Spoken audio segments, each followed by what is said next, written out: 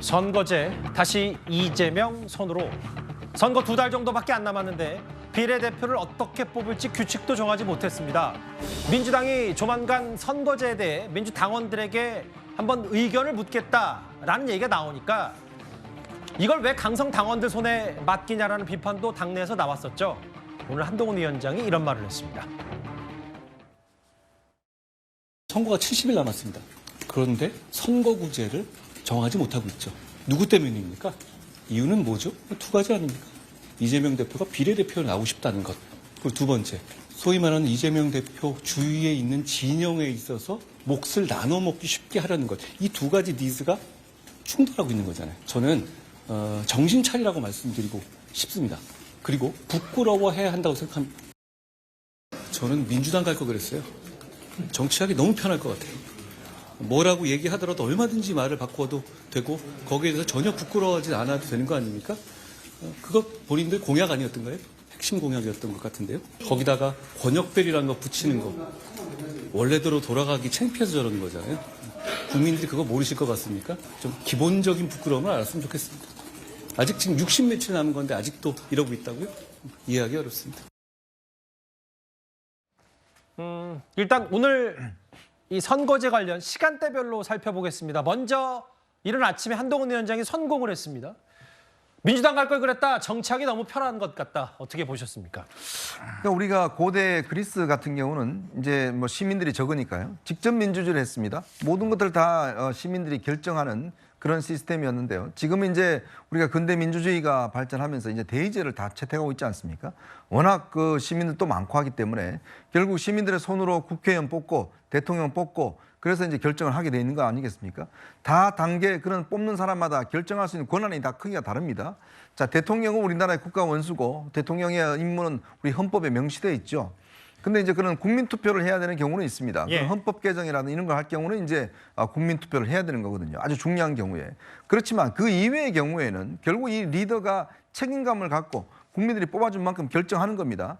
당대표도 마찬가지죠. 어려운 문제를 결정하라고 사실 당대표를 하고 이렇게 임명하는 거 아니겠습니까? 아니 어려운 거 결정 안 하면 뭐하러 당대표 임명하겠습니까? 그냥 시민들이 알아서 하면 되는 것인데. 자, 그런데 이 선거제 문제는요. 결국 국회의원들이 뭔가 어디서 이 룰을 가지고 할 것인가. 이미 오래전부터 결정됐어야 될 문제입니다. 예. 그런데 이게 왜 결정이 안 됐습니까? 지난 21대에 민주당이 뭐 준연동제라고 하는 세계에서 유례가 드문 그런 어떤 제도를 갖다가 도입을 해서 정말 위성정당이라고 하는 초유의 그런 정당 역사를 했지 않습니까? 예. 그래서 본인들이 이야기했잖아요. 위성정당 이제 다시는 안 만들겠다. 약속까지 했습니다. 자, 그런데 이제 또 보니까 마음이 바뀌는 거예요. 서서히. 그러니까 이재명 대표가 준연동제 고수하겠다. 그런데 위성정당은 안 하겠다 했다가 가만 생각하니까 지금 내가 바빠 죽겠는데 지금 다른 정당들한테 지금 의석 나눠줄 지금 그런 상황이 아니다. 멋지게 지면 뭐하냐? 자, 그러면 병립편으로 가야 된다고 이야기를 했는데 그러면 소수 정당들이 무슨 소리냐 지금 준연동제 그렇게 해놔놓고 왜 글로 가느냐라고 하니까 또 아닌 것 같아요. 그러니까 당내에서도 반대하니까 또 아닌 것 같고 지금 이 문제는요. 예. 지금 국민의힘은 이미 당론이 정해져 있습니다. 병립형으로 다시 돌아가는 정해져 있어요. 왜 왔다 갔다 했냐? 바로 민주당 때문에 그렇습니다. 근데 그 뽑아놓은 이재명 대표가 결정을 하지 않고 있어요. 자, 그러다 보니까 뭡니까? 본인이 약속해놓은 거는 있고 이걸 뒤엎으려니까 또 계속 약속만 뒤엎는다 그러고 그러면 아이고 당원들한테 그냥 맡겨서 그냥 당원들한테 책임을 다 떠넘기자라고 했더니 한동훈 위원장 그다음에 지금 저 유인태 전 국회 사무총장이 예. 정말 낫지라는 비유까지 했지 않습니까? 예. 천벌을 받을 것이다라는 이야기를 하니까 야 이거 이렇게 안 되겠다라고 해서 오늘 긴급히 최고위원을 해서 결국은 이재명 대표가 떠넘겼어요. 정말 돌고 돌다가 다시 원점으로 온 겁니다. 왜 이렇게 해야 됩니까? 정말 이재명 대표 본인이 결정하고 정책 책임을 지면 되는 거 아니겠습니까? 설득하면 되는 것이고 리더를 왜 뽑습니까? 모든 문제를 국민들을 설득하고 당원들을 설득하라고 뽑는 거 아니겠어요? 그거를 돌고 돌아서 결국은 또 지금 이재명 대표의 손에 있는 거죠. 정말 이런 리더십 가지고 어떻게 지금 앞으로 정치를 하시겠습니까? 나도 민주당 갈 걸 그랬다. 정치하기 너무 편한 것 같다라고 비꼬았는데 한동훈 위원장이. 사실 선거제 관련해서 다음 화면을 볼까요? 비교적 그런데 선거제를 뭐 연동형 뭐 이런 부분보다 오히려 좀 덜 알려진 내용이 있어요. 정혁진 변호사님. 네네. 이중 등록제라고 해서 만약에 이 부분을 채택한다면 지역구와 비례대표를 둘 다 입후보할 수 있는 부분을 민주당도 한번 생각을 해보겠다. 이게 마치 이재명 대표를 위한 선거제 꼼수 아니냐 이런 비판이 있는 모양이에요. 제가 살다 이중등록제라고 하는 거는 처음 들어봤는데 어느 나라에서 저런 거 하고 있는가, 어떤 역사에 저런 게 있었는가 전 진짜 모르겠고요. 그냥 병리평으로 하세요. 그다음에 사실 준연동형 그 비례대표제는 이미 실패한 거 아니겠습니까? 우리 정치 실정, 특히 민주당의 586 특권 정치 수준에는 준연동형 비례대표제는 어울리지가 않아요. 그걸 갖다 감당할 수가 없어요, 민주당은. 예. 현실을 직시해야 되지 않겠습니까? 병리평으로 회귀하고 이재명 대표 그냥 비례대표 이번 그냥 하세요. 그 뭐 다 아는 걸 갖다 뭐 이렇게 뭐 이상한 제도를 갖다 만들려고 하는지. 왜냐하면 이재명 대표는요. 절대 반지가 필요한 거거든요. 그러니까 방탄을 할 수 있는 절대 배지가 반드시 필요하다. 그 사법 리스크 때문에. 그렇기 때문에 뭐 이렇게 빙빙빙 돌려봤자 어차피 우리 국민들은 다 알고 있는 거니까. 그다음에 이재명 대표가 뭐 한두 번 시권했습니까? 한 번 더 시권한다고 한들 국민들이 뭐 다 이해하지 않겠습니까? 그러니까 뭐 어렵게 뭐 준연동형이 뭐 이렇게 그런 거 하지 말고 그냥 깔끔하게 병리평으로 하고 그다음에 비례대표 뭐 2번이든 4번이든 받아가지고 국회에 다시 들어가시기 바랍니다. 전 그렇게 추천드리고 싶습니다. 일단 당내에서도 논란이 많고 특히 이제 고민정 최고위원이 이거 이재명 대표 면전 앞에서 무책임한 행동이다, 책임 전가다 오늘 아침에 이렇게 말했었습니다. 선거제 선택을 위해서 전당원 투표를 준비하고 있다는 기사가 며칠째 쏟아지고 있습니다. 지도부에서 결정하지도 논의하지도 않은 사안인데도 불구하고 참 이상합니다. 저희 지도부가 결단을 내려야 할 때입니다. 전당원 투표에 기대어 결정하는 것은 책임을 전가시키겠다는 것으로 무책임한 행동으로 보여집니다. 우리는 과거 위성정당을 창당할 때, 서울, 부산 보궐선거 후보를 공천할 때 전당원 투표로 동의를 얻어 실행했지만 그 이후 큰 후폭풍에 시달렸고 지금까지도 떼고 싶어도 떼어지지 않는 꼬리표로 남아 있습니다. 책임 정치를 해야 한다고 생각합니다. 저런 말들이 나왔고 비공개로 뭐 여러 민주당이 오늘 오전 점심쯤에 회의를 거쳤는데 전당원 투표 실시 여부를 비롯해서 선거제와 관련된 모든 당론 결정을 이제 이재명 대표에게 위임하기로 했다. 이게 오후 현재까지의 민주당의 결론입니다. 노돌 교수님, 다시 이재명 대표의 공이 넘어왔다. 어떻게 보세요? 글쎄, 저건 고민정 의원이 얘기한 게 맞거든요. 그리고 그 전에 잘못했던 위성정당 만들 때 또 뭐 보궐선거에 공천할 때 이렇게 전당원 투표를 했다, 잘못했다. 반성이 분명히 맞는 겁니다. 근데 저에 관한 이재명 대표의 뜻은 분명한 것 같죠, 지금? 예. 병리평으로 가고 또 그러나 이제 약간 명분을 추가하기 위해서 뭐 권역별로 가고 거기다가 또 이중등록제를 한다. 이런 뜻이 분명한 것 같은데 고민정 의원이 저렇게 그 뜻에 반하는 얘기를 해서 괜찮을지 좀 걱정이 됩니다, 고민정 의원이. 근데 어쨌든 지금 현재 이 자꾸 뭔가 정도로 가지 않고 자꾸 이렇게 뭔가 잘못된 길로 가려고 하는데 그걸 명분을 세우려고 하는 게 이건 정치는 그야말로 바른 길로 가야 하는데 잘못된 것이라고 생각하거든요. 아까 이중등록제 잠깐 얘기를 했는데 우리에겐 낯선 제도입니다. 한 번도 채택하지 않은 제도고요. 그러나 독일에 이제 석패율 제도라는 게 있습니다. 그러나 독일은 내각제 선거기 때문에 그리고 또 독일은 장이 얻은 비율대로 배분하는 완전하게 그런 것이기 때문에 또 상황에 따라서는 의석도 막 늘리기도 하고요. 우리하고는 전혀 다른 그런 것이고요. 이중등록제라고 하는 것은 미국의 독일에서 채택한 석패율이라고 하는 것은 이른바 정말 우리가 얘기하는 험지 나가지고 유력한 정치인이 거기 나가서 떨어졌을 때 그 사람을 좀 구제해주자 이런 뜻이 있는 것이거든요. 다른 뜻도 많이 있지만 그래서 콜 수상이 한때 그런 석패율 제도에서 구제된 그런 결과도 있습니다. 근데 만약에 우리가 이걸 채택한다 하게 되면 어떻게 하냐? 이른바 연동형 비례대표제를 채택해서 완전히 소수 정당의 기회를 주자 하는 그 소수 정당의 기회마저 한석 두석마저 완전히 뺏어버리는 그런 결과가 나오는 거예요. 그야말로 거대 정당이 꼭 먹고 알 먹고 다 둥지까지 갖다 불 때는 그런 결과가 나오는 것이거든요. 그러니까 지금까지 뭐 이재명 대표를 비롯한 민주당에서 얘기했던 소수 정당의 기회를 줘야 한다고 그 고민 자체도 완전히 결과적으로 말살해버리는 그런 제도가 되는 겁니다. 예를 들자면 지금 얘기한 대로 뭐 설마 저는 그럴 리는 없다고 생각합니다. 이재명 대표가 개항을 출마하고 이 또 비례대표로 등록을 해가지고 권역별 비례대표 등록해서 이중 등록을 한다. 혹시 떨어질 가능성을 대비한다? 저는 그럴 리는 없다고 생각하지만 그걸 한번 생각해 보세요, 정말로. 그러면 비례대표 한석을 그 소수 정당에게 또는 민주당 다른 사람이 거기 비례대표 입후보했던 걸 완전히 이재명 대표가 지역구에서는 떨어지면서 예. 한석을 가져가 버리는 거 아니에요. 그러니까 그거는 알겠습니다. 제가 보기에는 도저히 할 수 없는 뭐 그런 일이라고 생각합니다.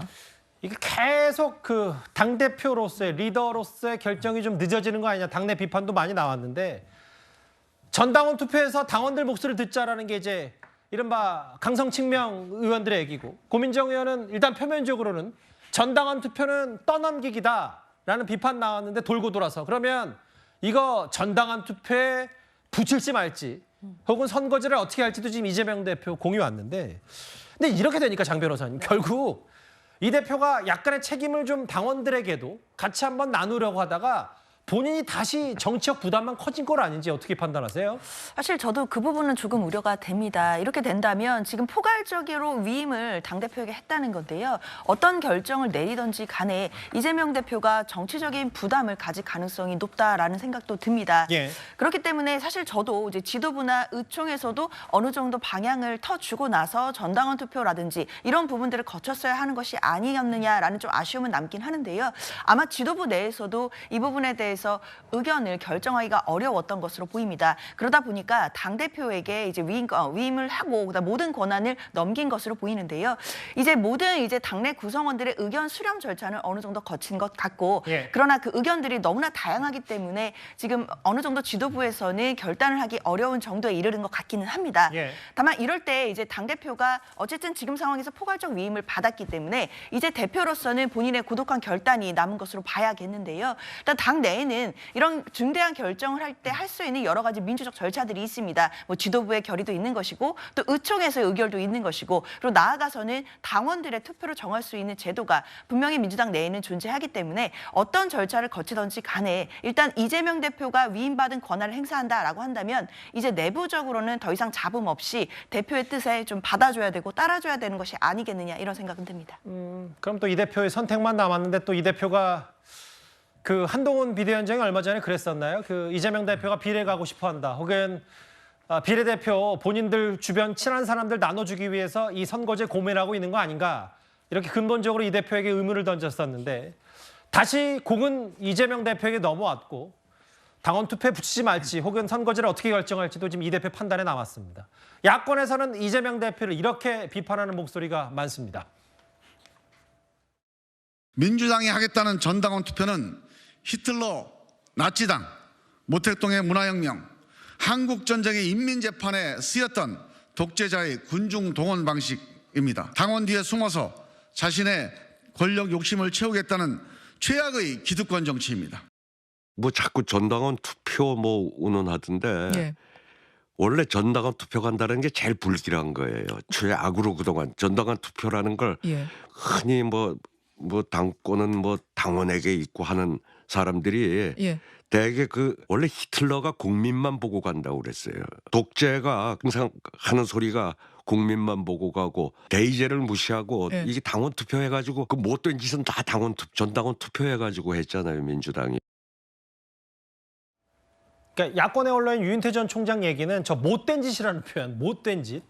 정혁진 변호사님, 그 못된 짓이라고 표현한 게 과거에 위성정당 참여 여부 참여할지 말지, 혹은 본인들 귀책, 본인들 책임으로 보궐선거 일어나는데 여기 후보 낼지 말지, 이런 것들을 모두 전당원 투표 실시해서 다 밀어붙였기 때문에 유인태 전 사무총장 말만 따라 저는 못된 짓을 또 한 번 당원 투표에 붙이는 거 아니냐, 뭐 이런저런 얘기들이 나오거든요. 이 전당원 투표라고 하는 거는요, 무슨 의미냐면 아무도 책임을 지지 않겠다는 이야기거든요. 그런데 아무도 책임을 지지 않겠다라고 하는 것은 무슨 뜻이냐면 책임을 져야 할 사람이 책임을 지지 않겠다는 이야기예요. 예. 책임을 져야 될 사람이 누굽니까? 누가 책임을 지라고 사람을 갖다 뽑습니까? 사장님이 책임져야 되는 거고요. 대표가 책임지는 거고요. 어쨌든지 간에 대표자가 책임져야 되는 거 아니겠습니까? 책임을 지라고 대표자를 뽑아주고 월급도 많이 주고 연봉도 많이 주고 권한도 많이 주고 그런 거 아니겠습니까? 그런 사람이, 그런 대표가 아무런 책임을 지지 않기 위해서 저런 전당원 투표 같은 것들을 한다라고 하면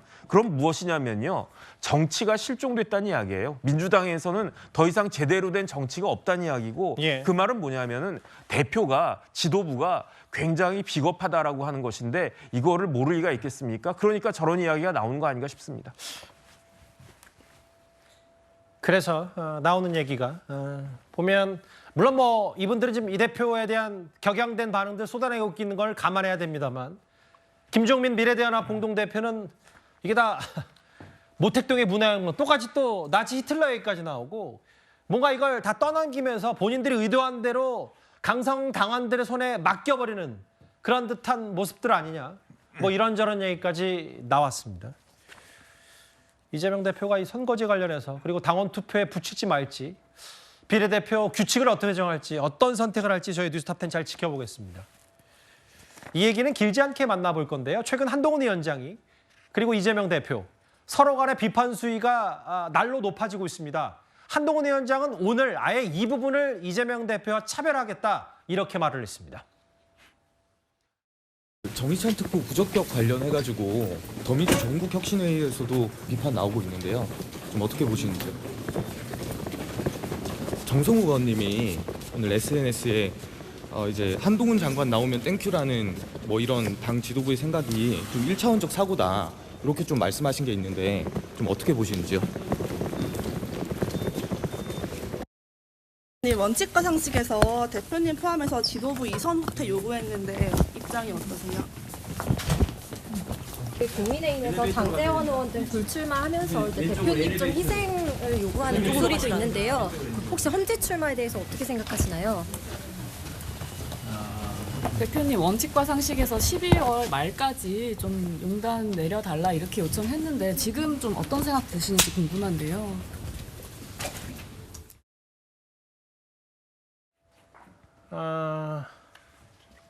일단 한동훈 위원장이 오늘 무슨 말을 했냐면 저는 일주일에 한 번만 할까 생각 중인데요. 누가 그러더라도 저는 안 그러기로 했습니다. 이현정 의원님. 네. 기자이시니까 매일 브리핑을 하겠다는 뭐 사실 하루에 2번 정도 하는데 일주일에 한 번 하겠다. 언론 대응 방식 관련해서 좀 얘기들이 나왔어요. 그러니까 이제 저게 단순한 어떤 언론 대응 방식이보다는 사실 언론이라는 게 뭡니까? 국민을 대신해서 하는 거지 않습니까? 많은 국민들이 직접 어떤 정치인들에게 묻지를 못하니까 기자가 대신 물어주는 거거든요. 이제 그런 것들이 국민과 이제 소통인데 이재명 대표가 이제 지난번 이 피습을 당한 이후에 지금 일단 이 브리핑 횟수를 굉장히 줄이려고 하고 있는 모양입니다. 또 더군다나 이렇게 곤란한 질문들이 자꾸 쏟아지니까 엉뚱한 대답을 많이 했잖아요. 이제 그게 또 별로 안 좋아 보이니까 아예 이제 침묵으로 일관하고 있는 것 같습니다. 자, 우선 기자들 입장에서 보면요. 제가 기자 생활하면서 배운 게 뭐냐면 질문은 굉장히 구체적이고 어떤 상대방이 불편함을 느끼도록 질문하라라고 많이 배워왔습니다. 왜냐? 상대방이 이런 질문을 받고 대답할 수밖에 없도록 하는 게 아주 좋은 질문이거든요. 근데 요즘 뭐 두리뭉실하게 이렇게 기자들이 많이 질문하는데 이게 그래야지만이 이 정치인들이 국민 앞에서 항상 거짓말을 하지 못하고 또 국민들에게 어떤 항상 친절하게 어떤 설명을 할 수 있는 거거든요. 저는 근데 지금 정치권에서 보면 한동훈 위원장 거의 뭐 매일 어떤 장소든지 질문을 피하지 않습니다. 그게 어떤 새로운 어떤 저는 또 정치의 풍토라고 생각이 듭니다. 근데 이제 이재명 대표 같은 경우는 꽤 이제 이 피습 이후에 질문에 대한 답변을 하지 않거나 예전에는 아예 엉뚱한 대답을 하거나 이런 이야기를 많이 벌여왔거든요. 결국은 이제 국민들과의 소통에 단절이 아마 오고 있는 상황 같습니다. 그거는 어떤 사안에 대해서 입장이 정리되지 않았거나 또 자신감이 없거나 뭐 또 논란을 불러일으킬 수 있는 이런 부분이기 때문에 결국 그런 것이거든요. 그런 것들이 있어서 앞으로 아마 상당히 좀 여야 간에 어떤 이 기자들의 어떤 질문에 대한 대응차도 상당히 좀 있을 것이라는 좀 생각이 듭니다. 네, 장 변호사님 이런 부분이 있겠죠. 물론 피습 이후에 한동훈 비대위원장과 달리 좀 더 이재명 대표에게 주변 사람들 이제 사람이 너무 붙으면 트라우마는 있으니까. 다만 저렇게 이제 브리핑이 극단적으로 많이 차이가 나면 이슈 선점에서 당대표로서 각각 경쟁력에서 좀 밀리는 거 아닌가. 근본적인 의문도 제기할 수 있는 거 아닌지 모르겠습니다. 글쎄요, 뭐 그렇게 볼 수도 있겠지만 저는 한동훈 비대위원장의 오늘 말씀 중에 뭐 누가 그러더라도 뭐 이런 말이 더 기억에 남더라고요. 그러니까 결국 이 브리핑과 관련해서도 이재명 대표와 비교를 하면서 차별화를 하고 있다. 이런 부분을 또 어떻게 보면 선거 전략으로 확실히 삼으신 것 같거든요. 결국 국민의힘에서는 이번 선거를 한동훈 비대위원장 대 이재명 대표의 구도로 치르겠다라는 전략들이 확실히 보이는 것 같습니다. 그러나 그렇다고 하더라도 이번 총선은 결국 윤석열 정부의 중간에 치러지는 선거이기 때문에 예. 정부에 대한 정권에 대한 중간 평가가 될 가능성이 높습니다. 따라서 한동훈 비대위원장께서 이재명 대표에게 뭐 대척점에서 선명하게 공격하시는 건 좋겠지만 이런 본인이 언론 브리핑을 자주 하겠다, 기자들의 질문을 피하지 않겠다 이런 말씀을 듣는 또 국민들께서는 지금 현재 윤석열 대통령께서 신년 기자회견을 아직까지도 하지 않았다는 것, 그 부분도 떠올리게 한다는 점을 기억하셔야겠습니다. 예.